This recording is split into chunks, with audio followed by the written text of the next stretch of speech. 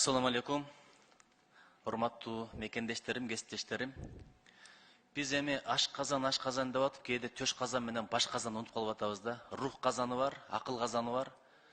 Быйыл экономика, чарба, айыл чарба абдан актуалдуу маселе, бирок маданият кайда калып атат? Айтайын дегеним, быйыл бир глобалдык чоң маселе бар. Кандай маселе? Кыргызстандын эң кооз шаарларынын бири, 4-чү чоң шаары, Каракол шаары быйыл КМШнын маданий борбору деп расмий түрдө жарыяланган.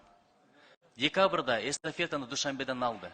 Душанбе маданий борбор катары өтө сонун деңгээлде өткөздү. Биз кандай өткөзөбүз?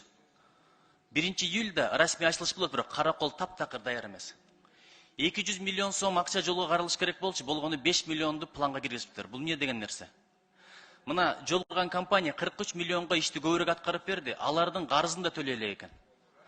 Мен билгенден 43, кечиресиз 45 миллионго 43 миллион ошол драм театрдын ремонтуна каралган болчу. Ал да бөлүнө элек. Азыр барсаң, анын там башынан суу агып атат ишкери. Ушунун шылтоосу менен Караколго бир филармонияда уюштуруп коюш керек. Бул абдан маданий борборду, илим билим борбору. Кыргыздын эң мыкты академиктери ошол жактан чыккан. Ушуга жакшы даярданал, бул намыс иши. 200 миллион жолго каралыш керек болчу, бирок караңыздар 5 миллион бөлүнүп атат. Ал жакта тамтыгы чыккан жолдор аябай көп. Анча мынчактан кыскартып бир жакшы деңгээлде өткөзүп алалы, урматтуу өкмөттүн өкүлү, ушуну бир карап койсоңуз.